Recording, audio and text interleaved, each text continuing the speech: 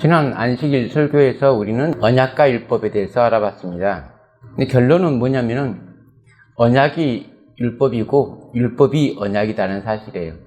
그러므로 공의와 자비도 따로 떨어뜨려서 설명할 수 있는 게 아니고 공의가 자비고 자비가 공의라는 사실을 깨달아야 돼요. 자비 따로 공의 따로 있는 게 아니에요. 공의는 자비고 자비는 공의예요. 믿음과 행함도 마찬가지입니다. 믿음과 행함이 한 수레의 양 바퀴라고 생각하는 것보다 믿음이 행함이고 행함이 믿음이다. 곧 하나다. 삼위일체의 교리가 아버지와 아들이 하나이듯이 진리도 하나인 거예요.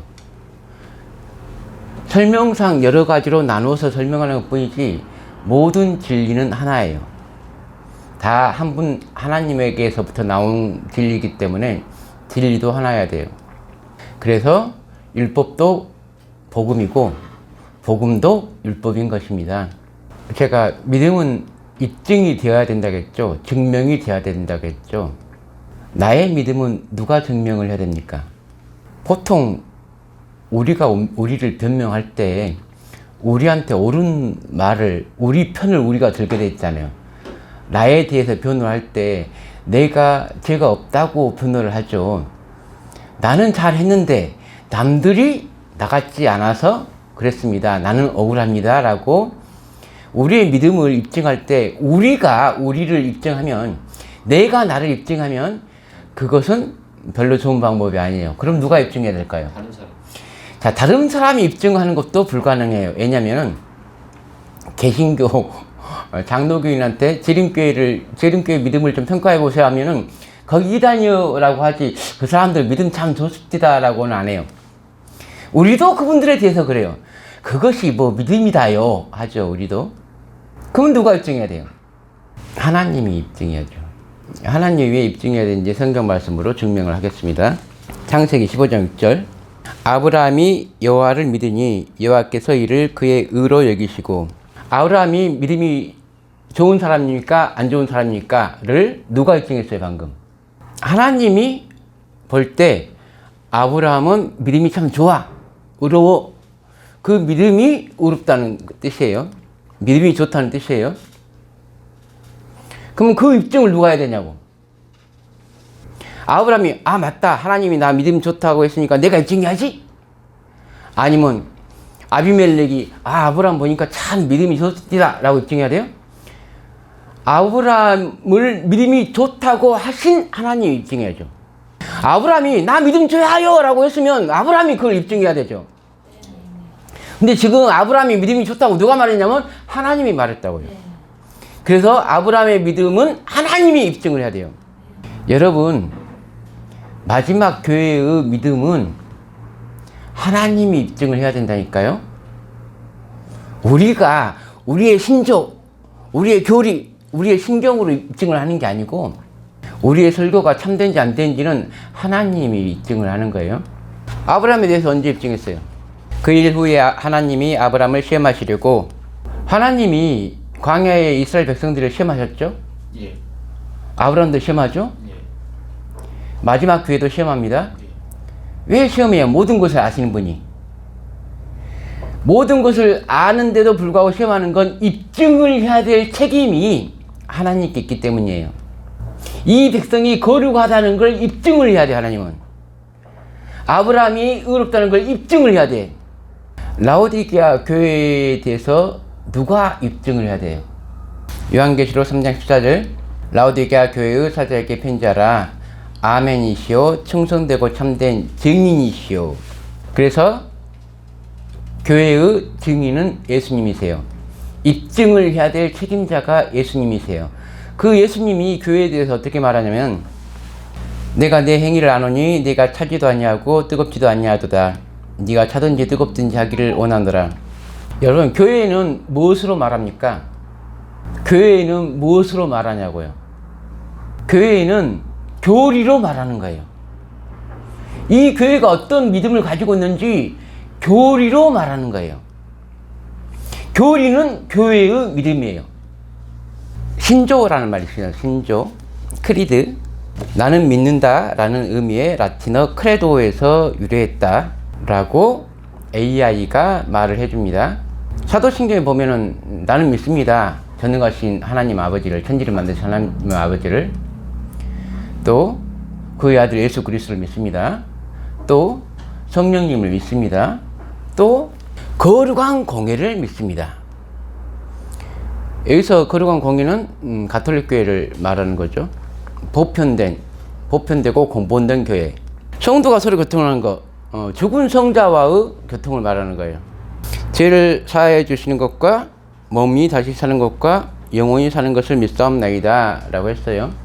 자, 루터와 칼빈이 가톨릭에서 나왔을 때 제일 큰 딜레마는 뭐냐면은 신조, 그러니까 우리는 뭘 믿는다 또는 신경, 뭘 고백한다 라는 믿음을 고백을 해야 되는데, 사실 사도신경은 가톨릭 교회를 떠나면 안 된다는 신조죠. 우리는 교회를 믿습니다 그 말이에요. 그 교회를 이탈하는 거잖아요. 그러면 딜레마가 생기죠. 이 교회가 잘못돼서 나오려고 하는데 교회를 떠나면 안 되는 것 같고, 가톨릭 입장에서는 교회는 잘못될 수도 있는데 고쳐나가면 되지, 왜 교회 안에서 고쳐야 될 걸 밖에 나가서 고치려고 하냐라는 거잖아요. 교회 안에서 개혁할 수 있는데 왜 교회 밖에서 개혁을 하려고 하느냐 그 말이잖아요. 그래서 칼빈과 루터가 내세운 논리는 구원은 어느 교회에 있는 것으로 결정되지 않고 자기 자신의 믿음으로 결정된다 라고 칭의의 기별을 강하게 주장하는 거예요. 그래서 칼빈과 루터는 계속 구원을 개인적인 국면으로 생각하기 시작한 거예요. 왜냐하면 가톨릭교에서 떠나야 되기 때문에 그런 논리를 만들어내는 거예요. 자, 나 개인의 믿음이 있고 아브라함은 개인의 믿음이었겠죠. 아브라함의 믿음을 하나님께서 입증하셨는데, 단체의 믿음, 우리의 믿음, 교회의 믿음, 흔히 제가 구원을 개인의 구원과 단체의 구원으로 나눌 때, 단체가 무슨 구원을 받아, 구원은 개인적인데, 자, 구원은 믿음으로 말미암아 얻는 거죠. 개인의 믿음으로 말미암아서 개인은 구원을 받는 거죠. 교회도 믿음이 있어요. 그걸 교리라고 한단 말이에요. 그 교회에 소속된 모든 사람은 그 교리를 공통되게 믿어요. 그래서 그 교회의 교리가 잘못됐으면 필경 그 교회 교인들은 잘못된 믿음을 갖게끔 돼 있다고요. 그 교회의 교리가 잘못됐다는 걸 누가 입증해야 돼요? 하나님이 입증해야 되죠. 그 교회의 교인들이 입증할 수는 없잖아요. 다른 교회 사람들이 그 교회의 교리를 입증할 수도 없잖아요. 하나님이 입증하시는 거죠. 칭의는 신학적으로 justification 이라고 하고, 성화는 sanctification 이라고 합니다. 이것도 다 그 AI가 말해준 거예요. 칭의는 법적으로 의롭다함을 받는 것이고, 성화는 점진적으로 거룩해져 가는 과정이라고 이 세상 거의 대부분 사람들이 그렇게 알고 있는데, 그렇게 알게 된 계기가 루터와 칼빈의 공이 컸다. 다시 좀 상세히 설명하면, 칭의는 하나님 앞에서 죄인을 의롭다고 선언하는 법적 행위, 예수 그리스도의 공로로 의롭다고 인정받는 것, 법정인 용어죠. 그러니까 너는 죄 없다, 아니면 내가 너의 죄를 사하노라, 그런 뜻이에요. 성화는 성령의 도우심으로 죄의 세력에서 벗어나 그리스도를 닮아 거룩해지는 점진적인 과정. 자, 그런데 우리가 칭의나 성화나 신학자들 입에서 만들어졌잖아요.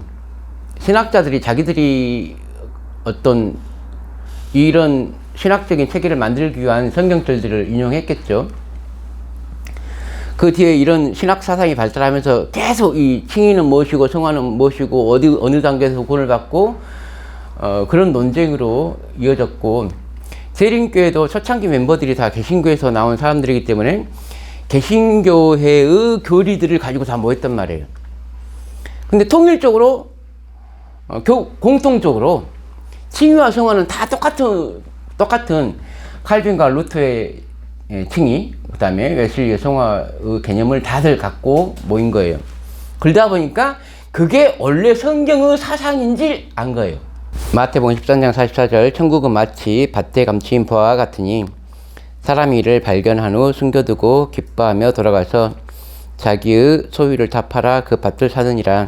지금까지 많은 사람이 그 밭을 갈았는데 그 밭에서 단 한 명도 부활을 발견할 수 없었는데 이 사람만 어떻게 파다 보니까 부활을 발견하게 됐어요.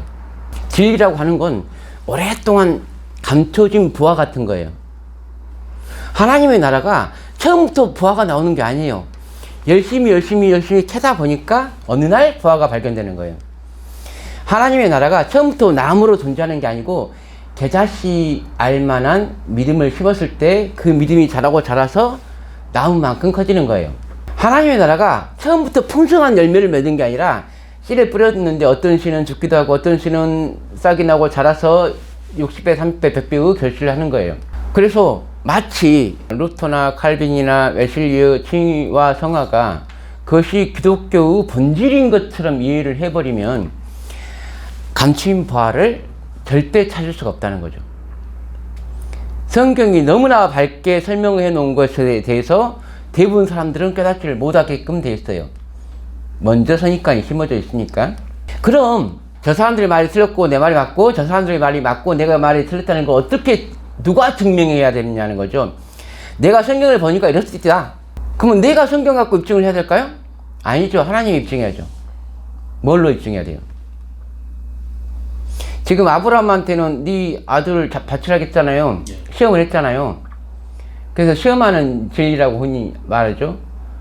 그러면 제가 말하는 성경상의 성화, 곧 교회의 죄에 대한 용서, 교회의 믿음에 대한 판단, 교회의 교리를 심판하는 그 심판은 어떻게 하냐고요. 누구 교회의 말이 맞든지 그 심판을 하나님께서 어떻게 하냐고요. 내가 내 행위를 아느니 내가 차지도 아니하고 뜨겁지도 아니하도다. 네가 차든지 뜨겁든지 하기를 원하노라. 보통 이 글을 읽는 신도들은 이렇게 생각하죠. 맞아, 우리가 좀 열정이 좀 있거나 없거나 그것도 아니고 좀 미지근해. 자, 이거는 근데 어떤 오해냐면 아까 제가 그랬죠. 교회는 교리로 말한다니까요. 교회는 열정으로 말하는 게 아니고 교회는 교리로 말해요. 우리는 이렇게 믿습니다라고 말하는 거예요. 교리는 신조, 나는 이렇게 믿어요. 교리는 우리 교회는 이렇게 믿어요. 우리의 태도에 문제가 있는 게 아니라 우리의 믿음에 문제가 있다고요. 잘못된 믿음은 필경 그 사람들을, 그 교회를 나락의 길로 예수님과 끊고 짐승의 표를 받게 한다고요. 자, 뭘로 심판한다고요? 그래서 예수 그리스도께서 여러 기별로 교회에게 말씀하시는데 결국 그 기별을 받아들였는지 거절했는지를 입증을 해야 되잖아요. 하나님이. 입증을 뭘로 하냐고요. 아브라함을 입증하기 위해서 네 아들을 바치라 했잖아요. 그럼 교회를, 이 교회가 믿음이 있는지 없는지를 어떻게 입증을 하냐고요. 짐승의 표로 하죠. 짐승의 표를 세상을 심판하려고 내리는 표가 아니에요. 짐승의 표라는 게 세상을 심판하려고, 세상의 믿음을 입증하려고 나오는 표가 아니라고요. 짐승의 표는 교회의 믿음을 시험하는 표라고요. 지금까지 올바른 교리를 가지고 믿었다면은 짐승의 표를 100% 통과하죠. 근데 우리가 전하는 건 뭐냐면은 교회의 교리가 잘못됐습니다. 여러분이 믿고 있는 칭의와 성화는 개신교회의 잘못된 교리입니다. 성경에서 말하는 칭의와 성화는 그게 아닙니다. 여러분이 지금 알고 있는 조사심판, 하늘에서 벌어지는 조사심판은 여러분이 잘못 알고 있어요. 성경에 나오는 모든 심판들은 다 땅에서 이루어지는데 왜 마지막 조사심판은 하늘에서 이루어져요? 왜 못 믿을 것을 믿고 있어요? 성경으로 모두 다 이해가 가능한데 왜 광적으로 믿고 있냐고요.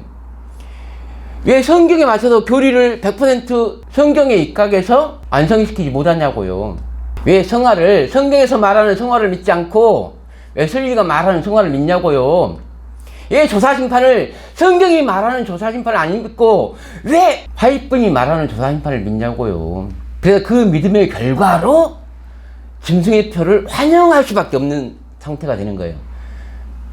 우리는 흔히 이렇게 생각하죠. 짐승의 표가 나오면은 계림교인들은 그게 짐승의 표인 줄 알기 때문에 아마 손해 받는 걸 거다. 머리로는 동의를 안 하니까 배고파서 어쩔 수 없이 받는 걸 거다.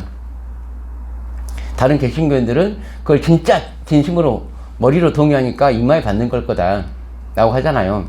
재림교인이 그게 짐승의 편 줄 알면 받겠어요?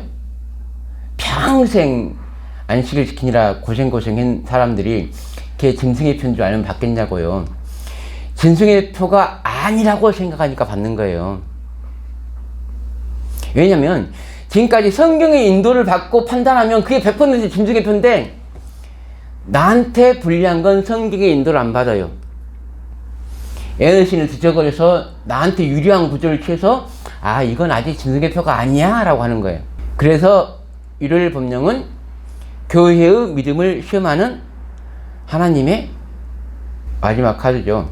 그래서 하나님께서는 교회가 믿음이 있고 없음을 짐승의 표로 입증을 하실 거예요. 계시록 14장 12절 성도들이 내가 여긴나니 그들은 하나님의 계명과 예수에 대한 믿음을 지키는 자니라. 하나님의 계명을 지키고 예수에 대한 믿음을 지키는 자라는 걸 누가 입증해야 되죠? 하나님이 입증해야 돼요. 왜냐면 우리는 증거 능력이 없어요. 내 말을 신빙성이 있어야 되지 내가 나를 입증하는 거잖아요. 근데 우리는 사실 다 부정하잖아요. 무릇 우리는 다 부정한 자 같아서 우리의 의는 다 더러운 옷 같으며 우리는 다 잎사귀같이 시들므로 우리의 죄악이 바람같이 우리를 몰아가나이다. 그러므로 우리가 우리의 믿음을 입증하는 건 불가능해요. 오직 점도 없고 흠도 없으신 예수 그리스도만이 우리의 믿음과 우리가 계명을 지키는지 안 지키는지를 입증할 수가 있어요. 우리가 그러니까 겉모습으로는 안식일을 잘 지키는 사람일 수 있다니까요? 근데 그걸 예수님께서 오케이를 해야 되는 거잖아요. 내가 나 안식일 잘 지켜 근다고 안식일 잘 지키는 게 아니고 예수님이 너 안식일 잘 지키네 해야지 잘 지키는 거잖아요. 일요일에 교회 다니는 사람들도 안식일 잘 지킨다고 생각하잖아요. 그들이 믿음을 입증할 수 없잖아요. 예수님이 나는 너희를 도무지 알지 못한다. 불법을 행하는 자들아 내게서 떠나라 라고 판단하잖아요. 마태복음 9장 22절 예수께서 돌이켜 그를 보시며 이르시되 따라 안심하라 네 믿음이 너를 구원하였다 하시니 여자가 그 즉시 구원을 받으니라. 12해 동안 혈류증을 앓던 여자의 믿음을 예수님께서 인정해 주신 거예요. 마태복음 15장 28절 이에 예수께서 대답하여 이르시되 여자여 네 믿음이 크도다 네 소원대로 되리라 하시니 그때로부터 그의 딸이 나으니라. 헬라인이자 스로보니게 족속 여자, 가나안 여자. 이 여자의 믿음도 예수님께서 인정하셨습니다. 우리가 생각할 때는 그 시스템 내에 있는 사람들, 그러니까 교회 내에 있는 사람들이 훨씬 더 믿음이 강할 것 같지만 예수님은 오히려 남들한테 멸시받고 천대받고 인정 못 받는 사람들에 대한 인정을 훨씬 더 많이 해주셨어요. 누가복음 7장 50절 예수께서 여자에게 이르시되 네 믿음이 너를 구원하였으니 평안히 가라 하시니라. 막달라 마리아에게 한 말입니다. 창기의 대명사. 그래서 사람들이 다 죄인으로 알고 있는 다 천국에 가도 막달라 마리아는 천국에 못 갈 거라고 사람들은 다 생각했죠. 근데 막달라 마리아는 구원받았어도 그렇게 판단하는 모든 사람들은 구원 못 받은 거죠. 이걸 누가 판단했냐면 예수님이. 예수께서 이르시되 가라 네 믿음이 너를 구원하였다 하시니 그가 곧 보게 되어 예수를 길에서 따르니라. 바디메오에 관한 글입니다. 그에게 이르시되 일어나 가라 네 믿음이 너를 구원하였느니라 하시더라. 10문둥이 중에서 다 10문둥이가 문둥병이 다 나섰는데 9명은 안 돌아오고 1명이 돌아와서 감사의 표현을 했어요. 그 문둥이는 이방인, 사마리아인이었어요. 사실 믿음의 여부와 상관없이 10명이 나섰죠. 근데 진짜 믿음을 가지고 낳은 사람은 사마리아 문둥이 1명뿐이다 라는 걸 예수님께서 말씀해 주는 거예요. 10명의 사람이 다 예수 그리스도의 은혜 안에서 살고 있는 것처럼 보여도 실제로 믿음을 가지고 은혜 안에 살고 있는 사람은 우리의 눈에는 안 보이지만 예수 그리스도는 볼 수 있다. 사도행전 14장 9절 바울이 말하는 것을 듣거늘 바울이 주목하여 구원받을 만한 믿음이 그에게 있는 것을 보고 우리는 과연 모든 사람을 다 고칠 수 있는가? 근데 병이 낫는 걸 다 우리가 구원이라고 해야 되냐? 믿음이 있어야만 꼭 낫느냐? 그건 아닌 것 같죠? 왜냐하면 예수님께서는 믿음이 있고 그를 떠나서 모든 사람들을 고쳐주셨으니까. 근데 이 사람이 병이 낫는 게 목적이 아니고 육신이 회복된 만큼 영혼까지도 회복되는 걸 바라는 거잖아요, 바울은. 병은 세상 의사들도 낫게 해줄 수 있잖아요. 세상에 영한 의사들 엄청 많아요. 근데 어떤 믿음을 요구하냐면 이 병을 나음으로써 하나님께 영광을 돌릴 수 있는 병자를 원하는 거잖아요. 우리는 녹즙을 먹어서 나섰다 그러면 하나님께 영광을 안 돌려요. 녹즙의 영광을 돌려요. 먹는 게 사람을 고치는 게 아니고 하나님께서 사람을 고치는 거예요. 그걸 아는 것을 믿음이라고 합니다. 재작년에 아무 생각 없는 그리스도인은 장성하여 기만당한 광신자가 된다라는 주제로 설교를 했었는데 바로 그 주에 12.3 비상계엄이 내렸어요. 그때 명령을 받은 사람들은 두 부류로 나눴죠. 명령이니까 따른 사람들이 있고 이것은 헌법에 위배하고 따르지 않는 사람들이 있었죠. 그래서 민주주의는 무엇을 지키기 위해서 살아야 되냐면 헌법을 지키기 위해서 살아야 돼요. 위에 있는 사람의 명령을 지키기 위해서 사는 게 민주주의가 아니고 헌법을 지키기 위해서 사는 게 민주주의예요. 이것을 벗어나는 게 범죄예요. 근데 지금 말씀드리고 싶은 건 뭐냐면 누구도 지금은 우리가 내란의 밤이라고 하죠. 누구도 비상계엄을 그 당시 대통령이 비상계엄을 내릴 거라고는 누구도 생각지 않았죠. 약간 좀 그런 경향이 있는 분위기는 했지만 진짜 그럴 거라고는 아무도 생각 못 했어요. 일부 몇 명만 빼놓고는. 제가 왜 이 말을 하냐면은 1월 법령이라는 거에 대해서 사람들은 어떤 경제적인 상황, 어떤 정치적인 상황 그런 걸 많이 재요. 벨사살 왕이 귀인들을 모아놓고 술 한잔 해요. 어떤 술잔으로 먹었냐면 성소우 술잔으로 먹는 거예요. 성소우 기명으로. 그날 자기 나라가 망할 거라고 그 중에 아무도 생각을 못 했죠.